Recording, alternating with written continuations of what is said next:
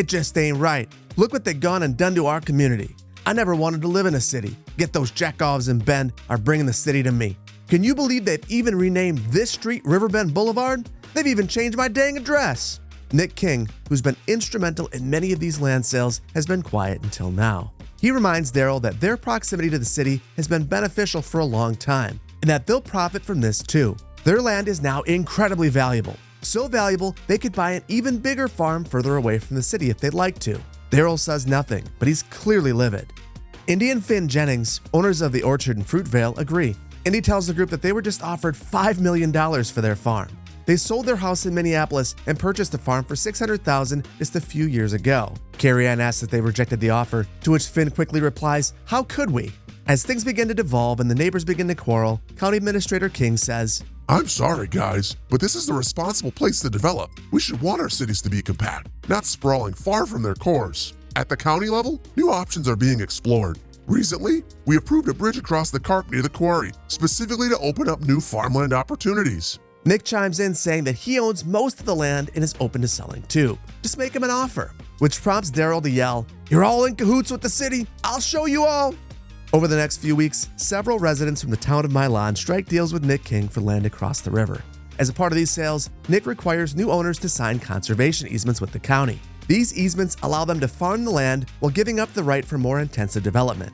The easements are irrevocable unless both the county and the owner agree to terminate them, something that rarely happens. In return, the county agrees to secure permits from the state for a series of irrigation canals, making farming the land easier and much more productive. The Jennings family is particularly happy. They plan to open an organic vegetable and mushroom farm with a storefront and a community-supported agriculture or CSA program.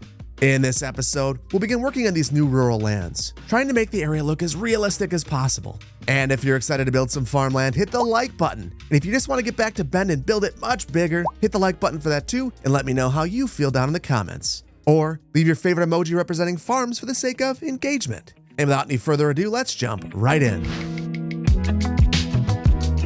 Hello and welcome back to Magnolia County. And ignore the tornado. It's just another day in Magnolia County. We're gonna kick things off by building the bridge across the Carp River near the aggregate mine. And for this, I've been eyeballing this location right here. It seems like one of the shorter spans that will still allow us to have a really direct connection into this road right here, Riverbend Boulevard. So to start this out, what I'm thinking is we are going to clone this road and create the span across the river. So I want to make sure I've got my contour lines on, and I'm going to bring this to about 8.75 meters. The idea being that at some point in time, hopefully we have boats that can go underneath this bridge. So I'll draw this span first, and I'll try to keep this fairly level. Honestly, 1.3% isn't bad, but I can go a little bit lower.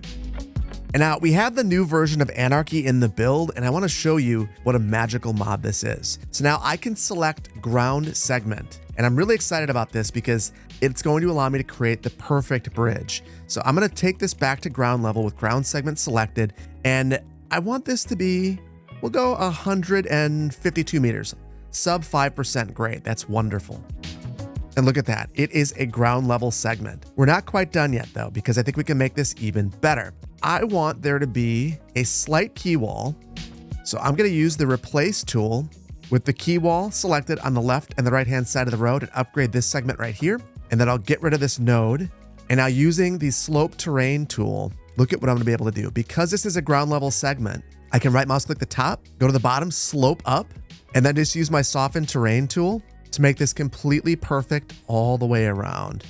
And now look at how nice and natural this looks right here. This is what I've been trying to do every single time I create a bridge, but now I can do it and I can do it quickly and I can make it look perfect every single time. This was certainly worth the wait, in my opinion. This is an excellent update to the Anarchy mod. Now over here, we're gonna have to reconfigure the roads just a little bit. I will finish out, I'm gonna back that out and then I'll finish out this bridge. And we'll do the exact same thing that we did on the other side over here.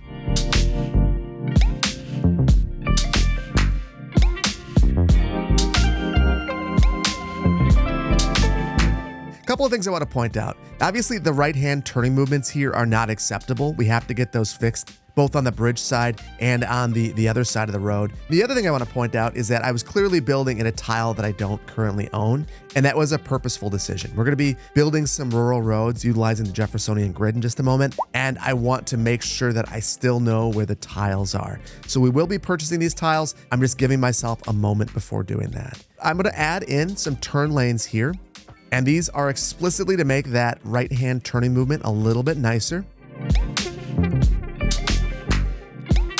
And there we go. That right-hand turn is much safer now. I think that this was a good change. So with our bridge complete, let's move on to building some rural roads. Now, somewhere down the line, I fell out of drawing in the Jeffersonian grid, and I feel really bad about that. So today, I want to reestablish the Jeffersonian grid in a big way. So what I'm thinking is we're going to draw it in from the airport to the township of Benson. So we've got a lot of grid to draw in. But I want to make sure that we are lining up perfectly with our existing grid. And you can see that we've got a little bit of it in the township of Benson, and there's some right here that I drew in as well. So I want to find a place where I can still see it. And right here looks like it's about that, because I want to make sure that the number of meters in between the roads is the same. And it looks like it's 616 meters that we need to hit.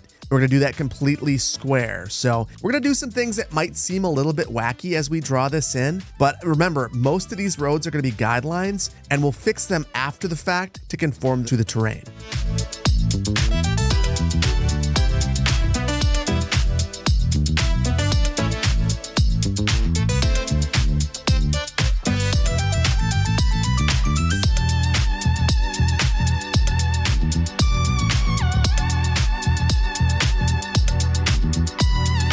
And there we go. Now, the point of this wasn't to completely disrespect the topography. It was just to get these guidelines, and you can kind of see where the general grid should be. And now is when we do a little bit of magic. We respect the topography and we delete a whole bunch of this because we've got our guidelines in place. So I think we'll start over here by the airport, and I'm just going to follow the contour lines. I'm going to make sure that we are on the ground so that we're not cutting into hills or things like that. And then we will delete all the segments that don't make all that much sense.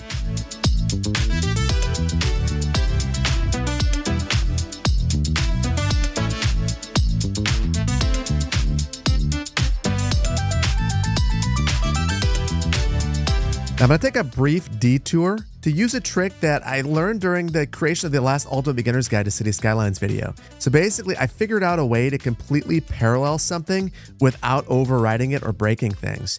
And that is basically you just have to make really short segments using your continuous tool. And as long as you don't see the thing you're trying to parallel turn blue like that, it won't break. And honestly, it looks like we can just go back a little ways and continue to go forward. And then we back all the way out of the tool as well when we begin once again. And there we go. Perfectly parallel to the rail. Perfect.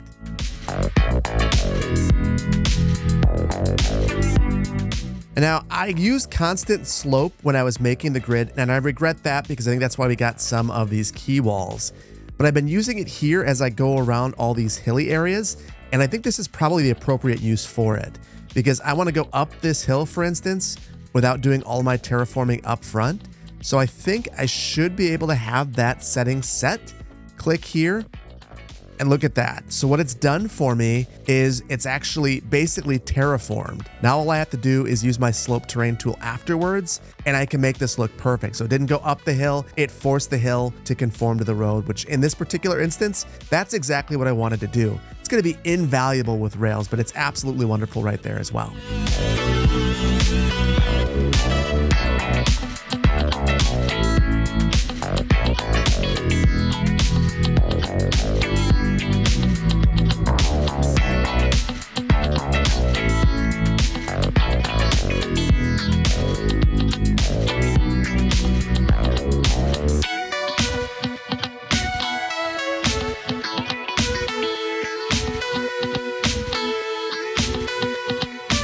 And there we go. You can kind of tell that I've cleaned things up All the crazy terrain stuff is gone, and now there's a little bit more logic. So a couple of things that I did here. So I wanted to make sure that we weren't going up crazy slopes, and I wanted to make sure wherever we cross the railroad track, we're doing so at a 90, and that the sight distances are good so that you're not whipping around a corner into a train track. That's not good. So now what I want to do is establish hierarchy. And one thing that I can tell here is that there's one road that appears to be the dominant road throughout all of this area. So that one's going to be our highway, our arterial. It's this one right here. It's kind of weaving its way through these valleys on the side of the hill here. And if we do a couple of things, like right here, you can see it kind of tees off into this. We're going to veer this in this way.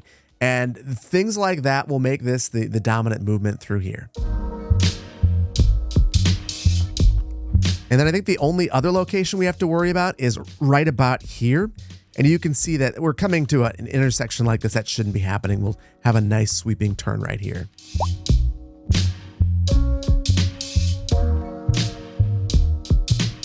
And there we go. So that one road loops all the way around here, and it actually becomes the road right by our bus depot. So I think it makes a ton of sense.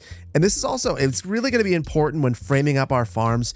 There's a very distinct possibility that we've removed some of these roads and use them as property lines, which is going to help show the grid, even though we don't necessarily have it there with a right-of-way. So I think that this is going to be really, really good for us.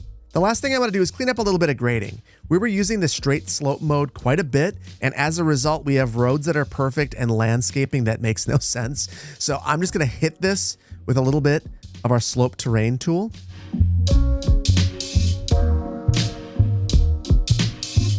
Now, interestingly, one thing I figured out down here is that just sloping wasn't working. So in some cases, especially around corners, you've just got to right mouse click the road and then flatten it out in that location and then do a little bit of grading around it. And that does the trick for you. But sloping isn't always the magic bullet. In an area like this, it certainly will be, but in an area with a curve, not so much.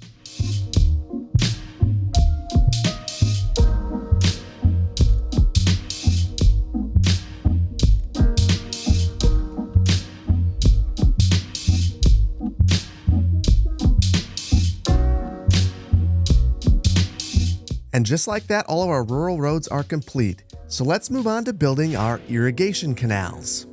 I have a lofty goal, but I want to build farms all the way from that bridge that we just built over to the airport. So I want to irrigate that entire area. And what I'm thinking is I'm going to connect the river to the river via this lake. So we're going to wrap around the hill right here, basically follow the road and the contour lines until we dump out right here. And I happen to know that this lake is at a lower elevation than the river. So this should increase in elevation, hopefully allow us to store more water. So we're going to begin by trying to get as close to water level as possible with the smallest brush size that we can. So I'm thinking we'll go with like a 10 brush size and maybe 2 meters below water level. And then I'm just gonna follow the base of the hill right here.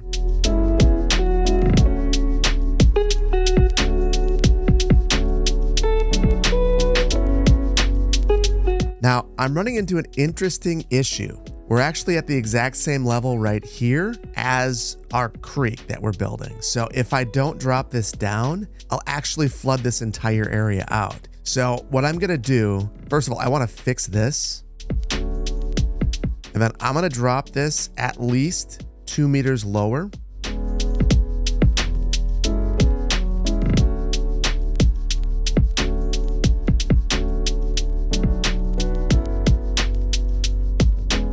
Okay, so now I've drawn the path for at least the main creek. There's gonna be a few more that we draw from here, but there are a number of locations where there are conflicts, such as right here. So I wanna resolve those, as well as just make sure that the water is actually flowing.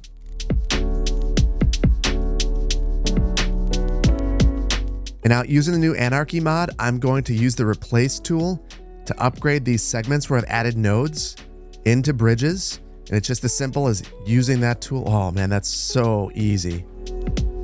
And the water's not flowing very well, which makes me wonder if this is wide enough or not. There's one way that I can test it. If I go into the dev menu underneath simulation, I can take water and increase the water sim speed. And nothing's happening. So what this tells me is that I need to make the creek a little bit wider. You know, I think that's actually the wrong takeaway. Maybe the right takeaway is that I need to make the creek a little bit deeper, because then I won't have to worry about the water stopping. So let me try that. I'll go down to 95 meters right here and increase the size of the opening.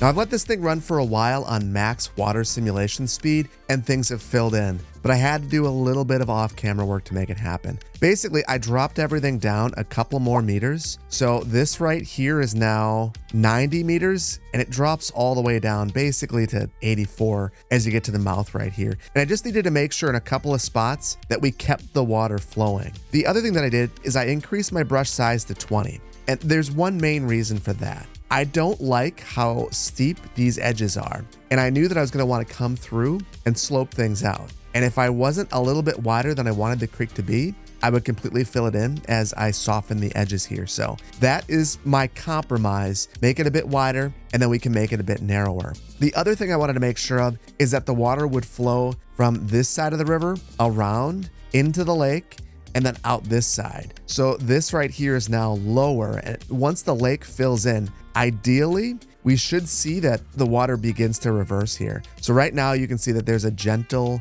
water line. It's coming this way, going towards the lake. And eventually these couple of marks that are heading towards the lake, those should turn around. And if they don't, at least the creek is full of water. So that was ultimately my main goal.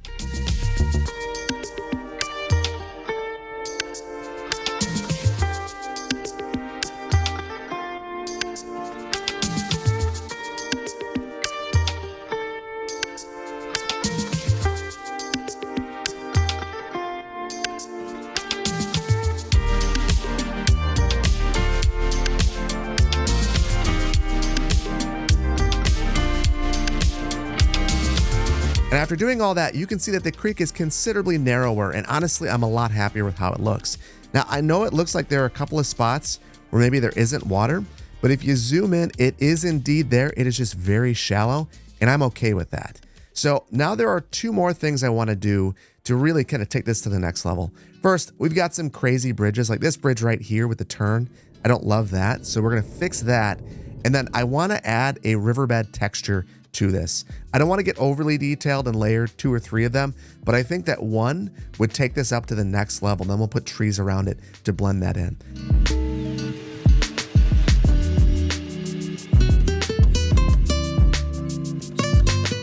And there we go. That seems a ton better to me. Now the bridge makes a lot more sense. So for this texture, I'm going to go for Sully's Riverbed Wet Light, considering that this is shallow. And I'm just going to start out here and then basically try to follow just a little bit above the water line. And I don't want it to be perfect because if it's perfect, it'll look weird.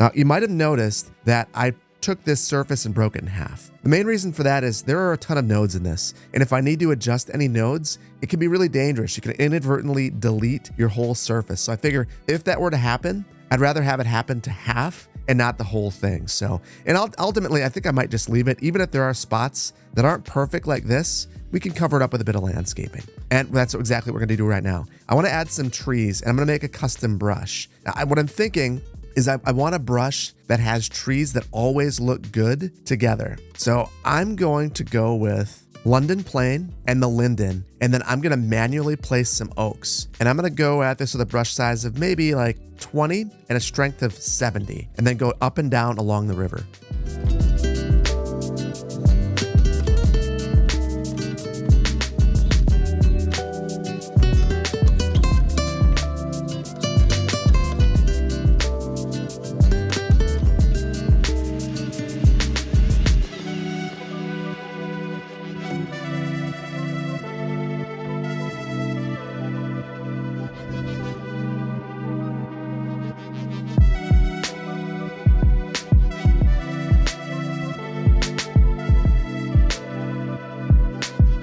I've gone through and I've done all this landscaping and it just looks way too thick. There's one more thing that I'm going to do here.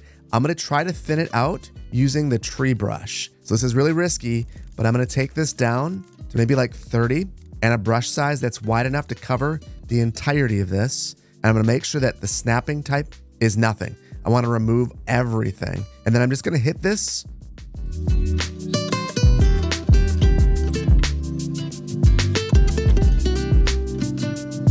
And I think we'll have to adjust the rest as we get a little bit closer, but I like the more thinned out look. In fact, it's probably still a little bit too heavy, but it's in a much better spot than it was. So with our canal in place, let's move on to building a custom livestock farm. I'll be upfront with you. I'm really excited about this part of the build because I think I figured out a way to make farms look realistic, or at least more realistic than they do in Cities Skylines 2. One of the things that's always bothered me about this game is how when you build a farm, you have random extractors spawning in the middle of the fields, and it just doesn't really make any sense. Because of that, I've been trying to find a way to improve that, and I think I figured it out. And we're going to be placing this farm right about here. So this whole parcel will be the farm's land, and because this is disconnected by that waterway, we're going to forest this. We'll likely forest right here, and we'll have our entire farming operation in this location. So the first thing I want to do is completely remove all the trees.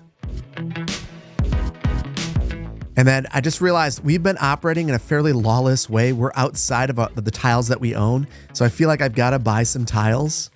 And I'm going to get those 4. That's going to cost us quite a bit, but I think it's the right thing to do. And now let's get to building this farm. And the first thing I want to do is build a dirt road into our farm. And then I'm going to freeform the rest of it. Next, let's place our extractor building, and I'm just going to place that right on the road. And I used to go ahead and add a home whenever I'd place one of these, but then I realized that this is actually the home and a barn, so there's no need to add another home. So what I want to do now is reserve space for all the extractors, because I'm going to place those right around the road. And what we're going to do instead is do something that's rather unconventional, and you might look at this and think I'm going crazy. I assure you that I am not.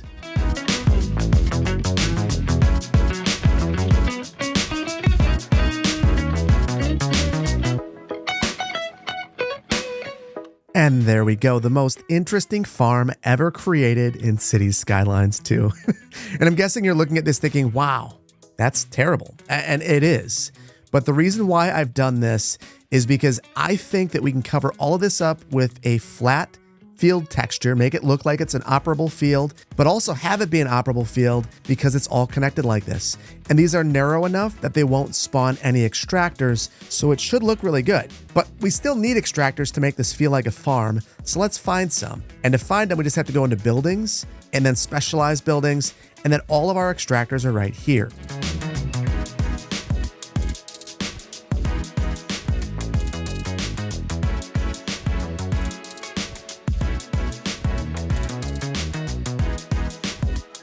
And now I think it would be nice to have some sort of a pond here. So since we've been doing a lot with water anyway, let's keep it up. And for this one, I'll just make sure my brush strength is really low. I'll lower this down just a couple of meters.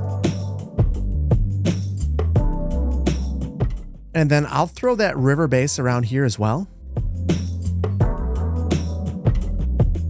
And there we go. Seems like a nice little watering hole. But this place still looks crazy, so we've got work to do.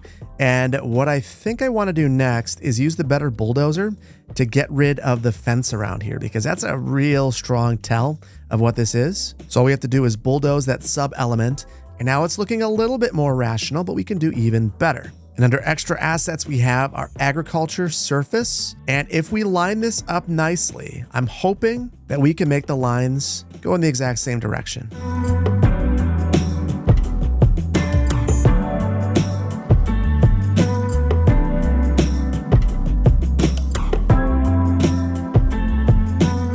And obviously this isn't perfect. We can see through the surface that we just placed, and that's where you can see that surface that we originally drew. But honestly, I think it looks good enough, and there are other ways that we can make this look really good. So we'll get to that in a minute, but what I want to do first is add a fence around here, and that's again in extra assets.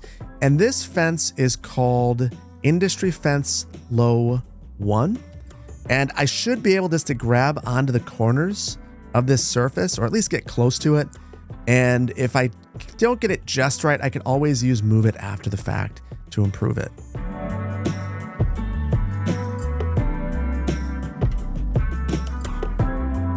And there we go. Now I just want to get real close and make sure that all of my corners look good. And I should be able to grab the nodes for the fence. They are all attached, which makes this nice and easy. And then for the surfaces, if there's any spilling that I don't like, it's easy enough to modify those as well. I can either use the surface tool if it's for the surface that I painted, or if it's for the surface underneath that, the actual real farm, I just can go back into the farm tool and easily modify that as well. But honestly, I'm pretty pleased with it. I don't mind that it spills over. I think it makes it look a little bit more authentic. Things I care about more are things like this, where it's just clearly a mistake, where I just clearly didn't line it up correctly. I think that that's looking pretty good. Now, one thing I am realizing is that there are no barns here. And I know that we have a barn asset, so I'm gonna search for that. Now, I'm going to plop this, probably one over here, get rid of one of those extractors and maybe another one over here.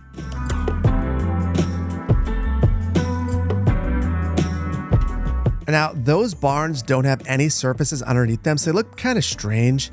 Rather than drawing my own surface or finding one that's perfect, I think I'm just gonna steal the surface that we have from the building right next to it.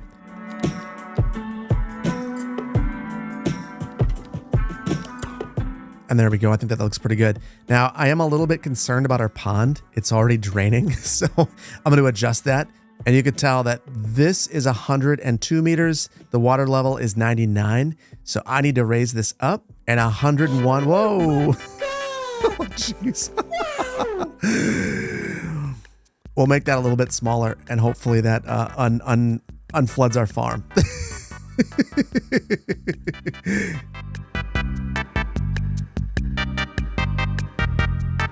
I can't do it. We'll do it live. We'll do it live. Do it live.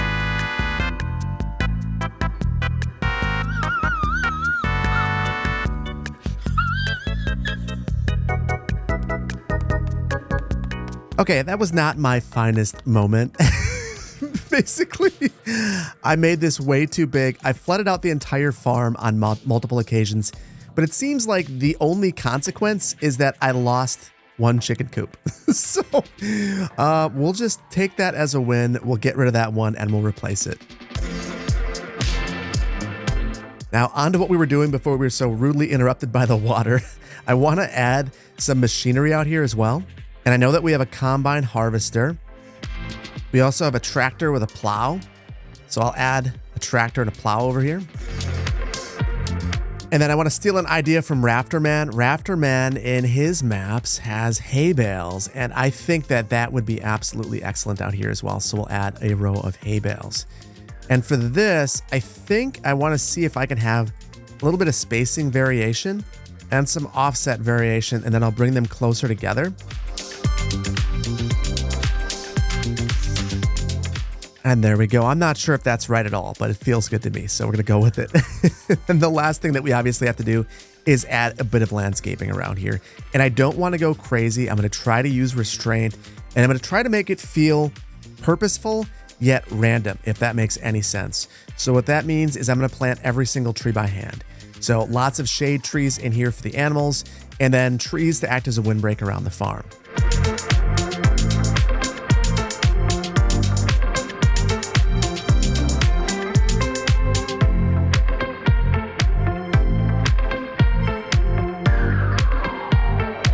And then I can't help but wonder if there's something that I can do to make this look a little bit better. And I just had an idea. What I want to do is throw in one of these black 50% surfaces or 25% surfaces. What these will do is just make the field a little bit darker. And I'm wondering if that helps us blend this a little bit better. And honestly, I think that this is looking really, really, really good. And this honestly makes me want to walk back the idea of just peppering this whole area with farms. I think I'm going to take the next number of episodes and build at least one farm per episode and try to put in this level of effort and detail, because this to me feels really authentic. It makes a lot of sense. But honestly, none of it matters if this isn't functional. So I just want to take one last look. 17 employees, 111% efficiency. It's leveling up. There are no extractors. It's doing just fine. And that means that it's contributing to our economy. So we get the best of all worlds. We get it looking like a real farm, and we get it functioning like a real farm. I'm pleased with the way that this has turned out. And with our livestock farm complete, let's move on to building our vegetable farm. I want to go even bigger for our vegetable farm than we went for our cattle farm. So what I'm thinking is we're going to have this farm stretch from this road right here all the way to over here. And that's because the Jennings are cashing in on their previous farm. And to get the operation that they really want, one that has both fruits and vegetables and grains and a storefront, we're going to need some space. So the first thing I want to do is prep the site a bit. So this road right here, this part of the Jeffersonian grid, we don't need that. Really weird junction, flooded out road, not at all necessary. Next, we're going to buy some tiles because this portion of the site is not currently owned. So now we have that and we have all the space that we need to grow. I'm going to get rid of 100% of the trees because just like this site, we're going to be really trying to control this ourselves. So the first thing I want to do is figure out the circulation pattern within this site. And we're going to give them a bit of access off this main highway. So this would not be their main access. They get the access, but it can't be their main one. Their main access will be shared right here.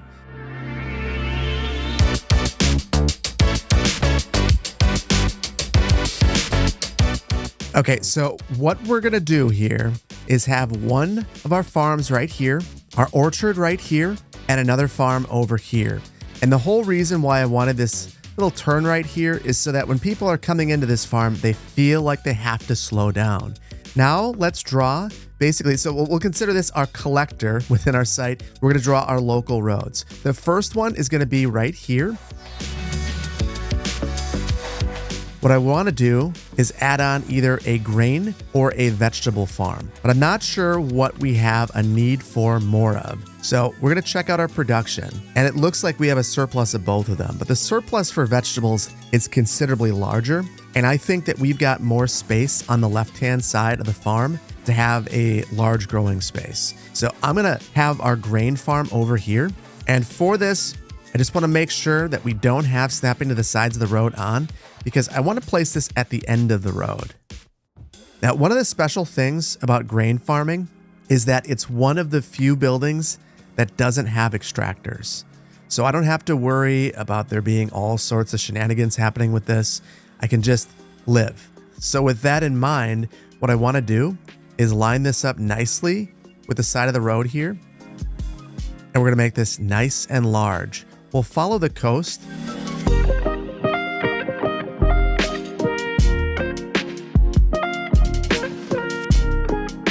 I want to have some greenhouses on the side of this, which is why I didn't get closer to the road, but I don't want to lay any of those sorts of buildings out just yet. Let's get this vegetable farm in place. And I decided to send this straight back and turn it parallel with the coast. And that was a very deliberate decision. The main reason for that is when I place this vegetable farm, it should be really easy to have all of my zigzag movements to prevent extractors, because this will spawn extractors. Not just a couple either, it'll spawn a ton of them. They're little greenhouses that'll show up randomly in fields and they look ridiculous. So it's going to be much better to not have that. So I think that's a little bit better. And now let's see if we can get this lined up nicely. Perfect. And now our zigzag pattern begins.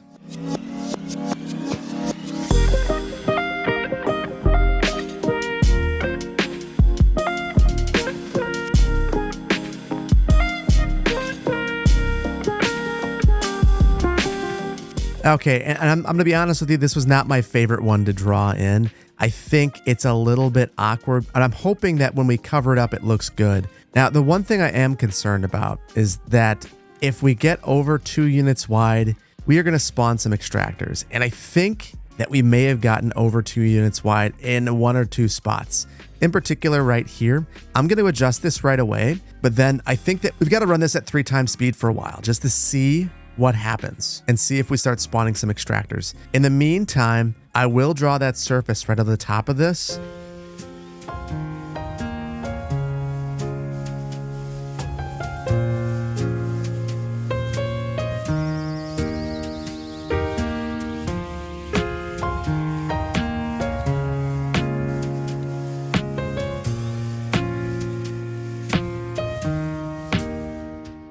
And it's funny, this is precisely what I was worried about, a random greenhouse spawning randomly in a random location. Not at all good looking. So this is what we'll do to resolve that.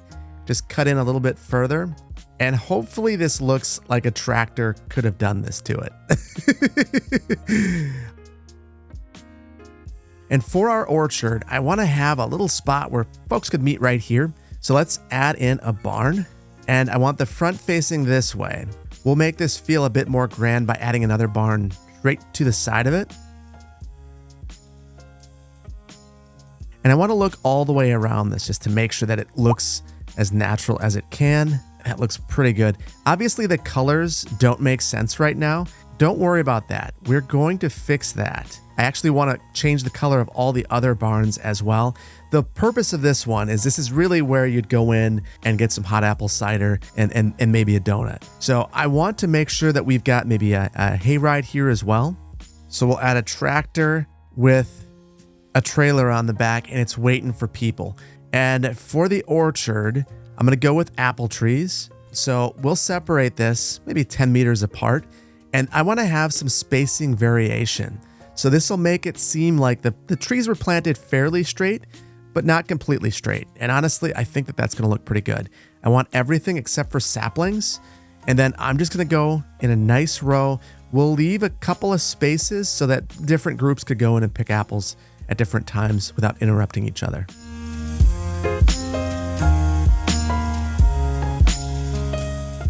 So now we're going to draw some surfaces, and these are going to be slightly imperfect as well.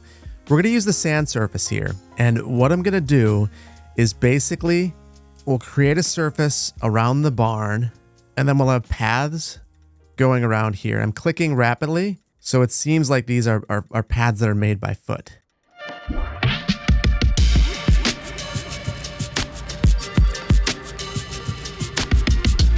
And there we go. That's the general vibe I was going for. It feels like you could park right here, get out of your car, pay, go pick some apples, and leave if you want to. So now I want to add some fences, not only to this place, but also over here.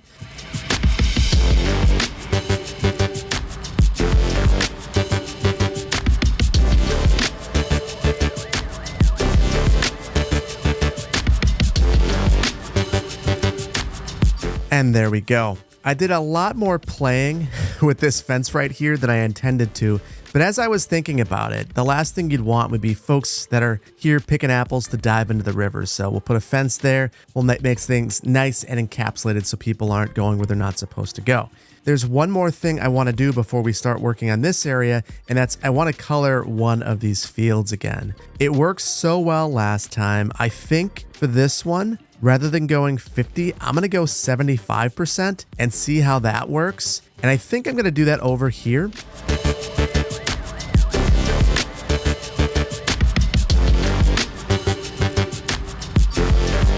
Next, I want to put our greenhouses in place. And for this, we'll just pop back in to find it. And we have a number of greenhouses available to us. The larger the number, the larger the greenhouse.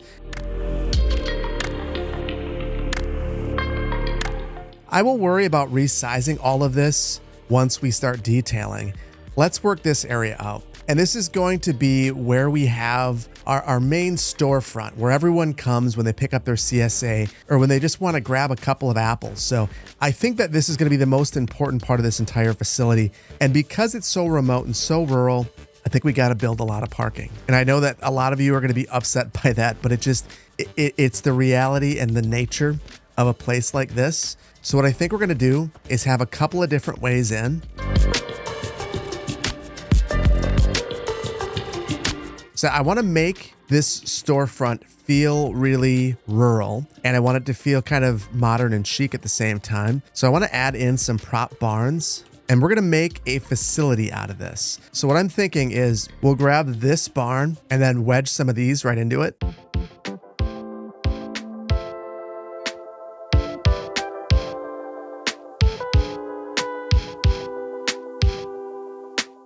Now, this isn't good enough. This is a facility. If it were all the same color, it might look fine, but it's not going to draw anyone to this area, and that is a goal of mine. So I want to search for a very small commercial building, and I think I'll filter this. We'll go commercial 2x2, and I want to find a small building that's not a gas station that I can just shove inside of this. Now, I want to pick the one that I can both hide and show, which might not sound like it makes any sense, but trust me, it's going to. I think it's this one or this one. The North American ones over here just don't have the vibe that I'm looking for. I think I can blend these into the building. So I'm going to steal this one, and I'll put a couple. I'm going to try to fully hide 2 of them in here.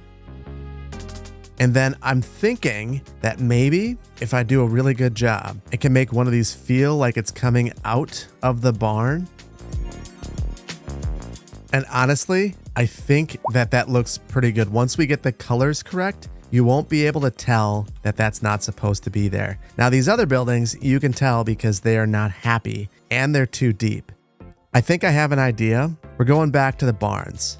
And I think if I have a couple of these going like this, now we can completely hide those assets.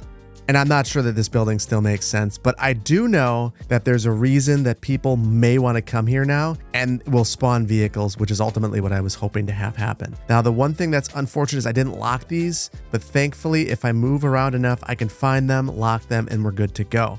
Now, I want there to be more than just this as a reason to come here, so I think I'm going to add 1 park to this area as well. And we'll go for a large playground. I could see that totally happening in a place like this. And you know what? I'm going to add a chicken coop and maybe even a cattle shed over here as well, imagining that maybe this is some sort of a petting zoo.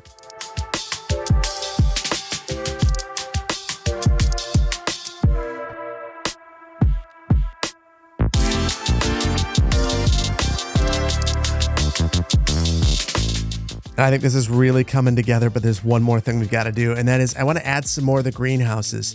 So if these are where we're doing most of the growing, this will be where everyone can go and actually purchase things. So if you want to go buy a tomato plant, you buy it right in here.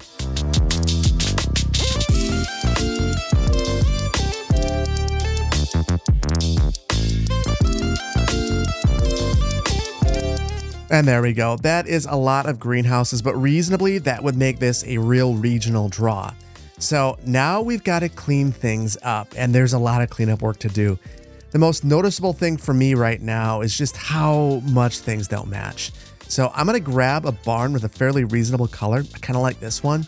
And I'm going to copy this and paste this onto all the other barns.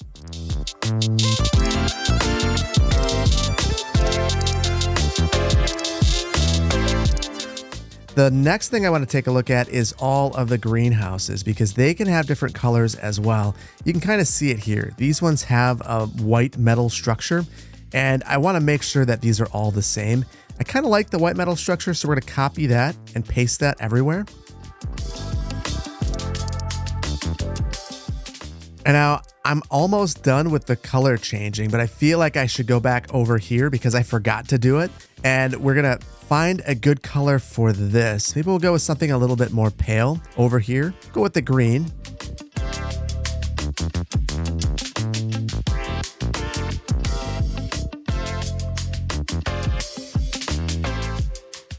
And I decided everything will be green except for the barns. They looked terrible in green, but now it just feels cohesive, like these are farms owned by the same person. So now I want to clean up the field here. There's 2 things I want to do. I think that I got a little bit far away from the road. You can see it much closer over here, so we'll fix that. And then I want to get closer to the buildings as well. There's no reason why they wouldn't want to. This wouldn't be a customer-facing place.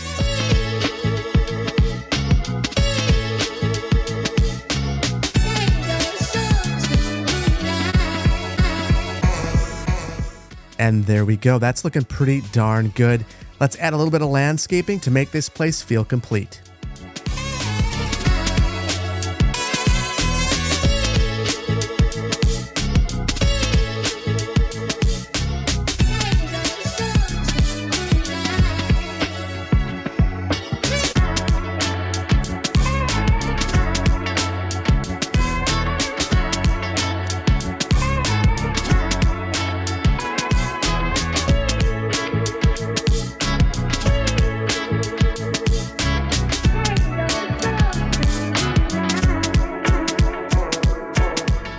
I'm just going to be honest with you and say that it's turned out way better than I thought it would. I'm really, really pleased with this build.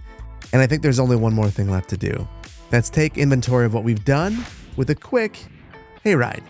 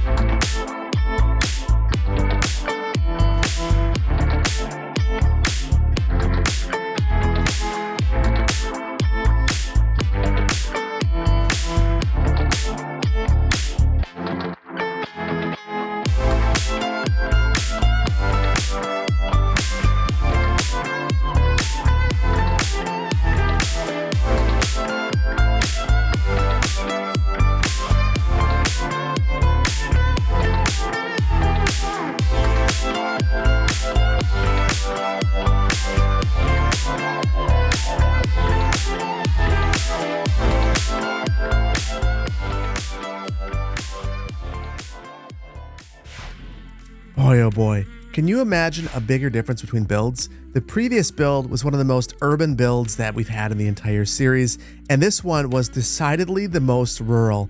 And I'll tell you what, I enjoyed them both for different reasons. Like, I know we added no population, we added less than 100 workplaces, but you know what? This build's gonna stick with me. This is one that adds character to the entire build. This is one of the builds that when I think about Magnolia County, I'm gonna think about this farm build and it's gonna remind me of it. And with that, we're gonna leave it here. And I really hope that you've enjoyed this one. I really enjoyed putting this one together. If you enjoyed it, please consider hitting the like button. If you're not subscribed to the channel, please consider doing so. And I wanna thank you so much for your time. There's a million things that you could have been doing. You decided to hang out with me and play some Cities Skylines too. And it's a real privilege for me to be able to do this. And I appreciate that you're taking the time out of your day to hang out with me. Thank you so much. And I can't wait to see you in the next one. Take care. Bye-bye.